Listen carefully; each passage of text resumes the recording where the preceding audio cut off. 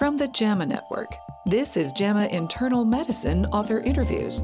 Conversations with authors exploring the latest clinical research, reviews, and opinions featured in JAMA Internal Medicine. Hello and welcome. This is Dr. Louise Aronson, online editor at JAMA Internal Medicine. Today we're talking obesity. 2 out of every 5 U.S. adults has obesity, or at least is categorized as having obesity. In recent years, questions have been raised about the use of BMI for diagnosis of overweight and obesity for a couple of reasons. First, BMI fails to account for relative amounts of fat and muscle in a body. And second, the metric was based on white males and as such poorly accounts for differences in norms among genders, racial, and ethnic groups. That said, it remains true that as BMI climbs and as people develop obesity, so too does their risk for multiple chronic diseases and premature death. And that's why we're talking about it today, as we consider 2 different types of articles on the topic. The first is an original investigation entitled Pragmatic Implementation of Online Obesity Treatment in Primary Care, a randomized clinical trial of maintenance interventions. The article's lead author, J. Graham Thomas, PhD, is professor of psychiatry and human behavior at the Brown Alpert Medical School and associate director of Weight Control and Diabetes Research Center of the Miriam Hospital. Welcome, Dr. Thomas. Thank you so much for having me. The second article, Approach to Obesity Treatment in Primary Care, a Review, is an example of a new type of article at JAMA Internal Medicine, the narrative review. These are up-to-date reviews for clinicians on a topic of general common interest from the perspective of internationally recognized experts in these disciplines. The expert we have with us today is the article's lead author, Susan Yanovski, MD. She serves as co-director of the Office of Obesity Research at the NIDDK, so the National Institute of Diabetes and Digestive and Kidney Diseases, and she's also senior scientific advisor for clinical obesity research. Welcome, Dr. Yanovski. Pleasure to be here. So I'm going to start with you, Dr. Thomas. Why did you do this study? So as you pointed out, obesity continues to be a key concern in primary care, and we want to bring all of the tools to bear that we have at our disposal to help patients and clinicians address obesity as effectively as possible. And as someone with a background in behavioral medicine, my focus tends to be on behavior change. And so when I started out this work, it was clear that there were behavior change, lifestyle-focused interventions that can help address obesity by producing a modest reduction in weight. But there was a major problem in terms of the accessibility of those interventions. They tended to be only available in specialized settings by specially trained providers, tended to be expensive to provide behavioral obesity treatment, both on the provider side and on the patient side, because historically these treatments have been delivered in face-to-face treatment sessions, either in groups or individually.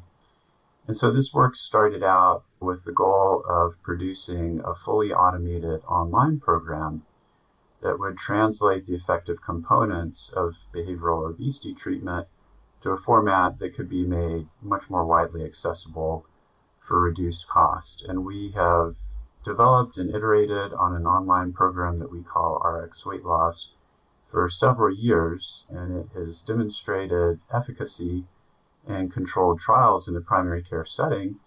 And as the next step with this particular study, we focused on implementing the online program in routine clinical settings, which in this case was a practice network of about 60 primary care practices throughout the state of Rhode Island, using a pragmatic approach, which means that the researchers are not really involved in providing the treatment or assessing its effectiveness. Instead, we put it in the hands of clinicians and we study its real-world impact, again, in this case, by evaluating outcomes by using data from electronic medical record. So we were excited to see the real world impact of this program, in routine clinical settings in the hands of clinicians and patients implementing it independently. Yeah. Well, and certainly primary care is a tough job these days. So something that helps both patients and clinicians is a huge addition. So can you tell us a little more about what you found in doing this trial? Absolutely. So this was a phase 2 effectiveness implementation trial, which means that we had goals to evaluate both the implementation aspects of the project and the effectiveness of the treatment. And the paper that we're discussing today is focused on the effectiveness aspect of the treatment itself, which particularly concerns the amount of weight loss that it produced. So this treatment program involved an initial 3-month weight loss program and then an additional 9 months of maintenance support for a total of 12 months of treatment and then an additional 12-month no treatment follow-up period. And what we found was that on average, the initial 3-month weight loss program from the completely automated online treatment produced a weight loss of about 3.5 kilograms on average, which is certainly a modest weight loss, but it is enough to produce clinically relevant changes in obesity-related health risk factors. That seems like such an important point because when we think of obesity and we see these small numbers, it sometimes feels discouraging. But emphasizing that it makes a clinical difference, I think, is super helpful. Yes, thank you for that point. Absolutely, it's not necessary to produce drastic reductions in weight to see important health benefits. So everyone in this study received the same initial 3-month treatment program, and then patients were randomized to one of 3 9-month maintenance programs. The first was a monthly program in which we continued a lot of the aspects of the initial 3-month program into a monthly format in the remaining 9 months, education and skills training related to weight management, periodic tracking of food intake, physical activity and weight, and automated feedback from the online system on those behavior changes and weight changes. The other active maintenance condition involved the same sort of treatment, but instead of on a monthly schedule, was delivered in 2 booster sessions over the course of the 9 months. So instead of having it consistent across the 9 months, the idea was that folks might find 2 more intensive booster sessions more appealing than sort of a consistent effort. And then we had a newsletter control condition where there was less of an emphasis on the behavioral strategies, but we stayed in contact with participants via the online platform and provided some education. And what we found was that the 2 active maintenance interventions were superior in terms of supporting patients and maintaining their weight loss over the 9-month treatment period and the subsequent 12-month no treatment follow-up period, which is consistent with prior research showing that ongoing support after obesity treatment is important and effective. And we've now shown that that remains to be true in a fully automated online program that's delivered pragmatically in the primary care setting. Terrific. So specifically what the primary care docs or providers had to do was just talk the person into doing this program, and then it sort of took it from there. I guess I'm just wondering, burden versus benefit for the primary care provider. Absolutely, yes. So the way it was implemented was designed to add as little burden to the clinical setting as possible. So thank you for that. Yeah, we try to be mindful. And as I mentioned, there's also an implementation intervention, and there are 2 versions of the implementation intervention, which is not the focus of the paper we're describing today, but both interventions involve some amount of provider training on how to discuss weight with patients, how to use preferred terms, how to discuss the potential benefits of the program with patients and provide the opportunity to them to enroll. And after that was done, it was largely left up to the providers to decide the degree to which they wanted to have additional contact with the patient in terms of supporting their use of the program. Of course, as you pointed out, primary care providers, have tremendous burden already, so many chose to sort of get the program into the patient's hands and sort of let them take it from there and do their normal follow-up. But yeah, we always want clinicians to feel skilled and confident in discussing weight with their patients, but the burden on providers was intentionally kept minimal in terms of the degree to which they had to provide support in this program. Excellent. Thank you. So I'm going to turn now to Dr. Yanovski. Susan, can you tell us some of what's covered in your narrative review and maybe how you hope it'll be useful to practicing internists? Sure. We really wanted to write this review because we know, you mentioned in the beginning that 40% of US adults have obesity. So virtually every primary care practice treats patients with obesity. But until recently, primarily, I think they've lacked guidance on how to have effective and successful approaches to helping their patients other than they can treat the comorbidities. They can encourage their patients to restrict their calories and to become more physically active, but haven't had a lot of success in that sphere. And now, with newer and more effective obesity therapies available, we thought it was important that we review the literature on this and really try to provide an actionable roadmap for primary care clinicians on how they can implement obesity care into their practice. That's so great. So I love the pragmatism of both these articles, something you can do that's minimally burdensome, or an article you can read that's not too long, but really brings you up to date with how to clinically manage this important condition. So I guess for both of you, are there things you're particularly excited about in this area right now? What are you looking at for sort of next things that we should all be paying attention to?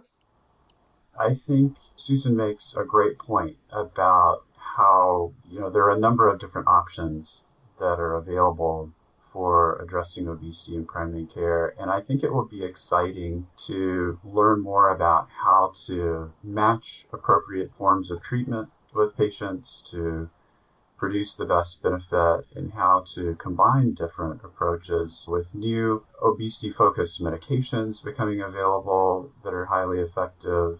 I think there's an important role for behavior change in using those, also with surgical interventions as well, in that to get the biggest benefit and to sustain the benefit obtained via other tools such as medication and surgery, behavioral focus can be very beneficial. So I'm excited to understand, to learn more, and to see how we can implement different obesity therapies in different ways to help patients get the biggest benefit.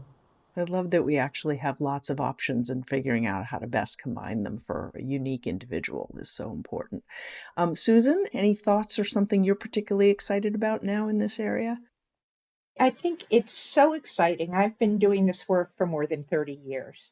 And to really have very effective medications that we can offer our patients to help them implement the types of behavioral and lifestyle changes that they need in order to improve their health, not only to lose weight, but improve their health. And we have medications now that have a mean weight loss of 15% or more of initial body weight. And as Dr. Thomas talked about earlier, even a little bit can be helpful, but we're getting more and more evidence that for some comorbidities like cardiovascular disease or metabolic associated fatty liver disease, that we may actually have thresholds of 10% or more to really impact these comorbidities. And we now have data for the first time with the SELECT trial, which was a cardiovascular outcomes trial, that semaglutide reduced the risk of major adverse cardiovascular events by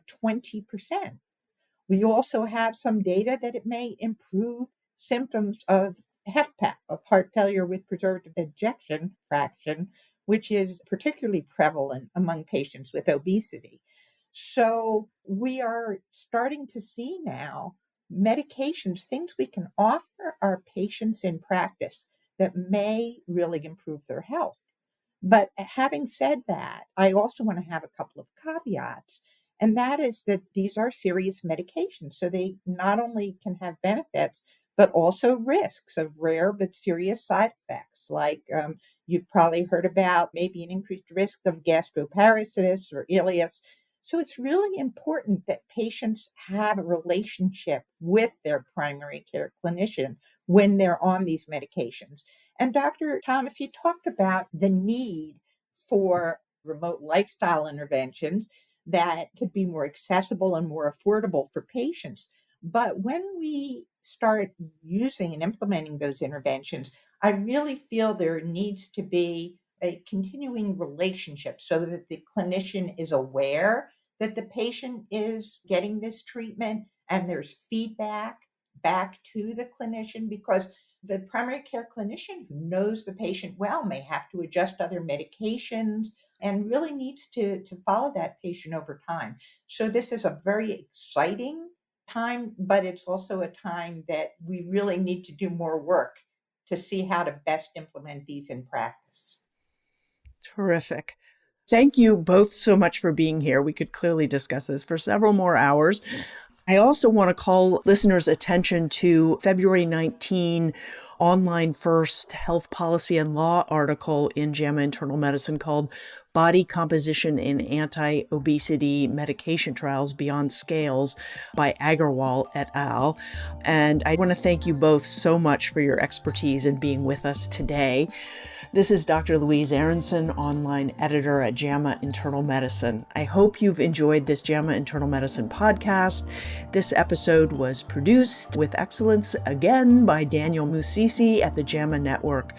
To follow this and other JAMA Network podcasts, please visit us online at jamanetworkaudio.com, and thank you for listening.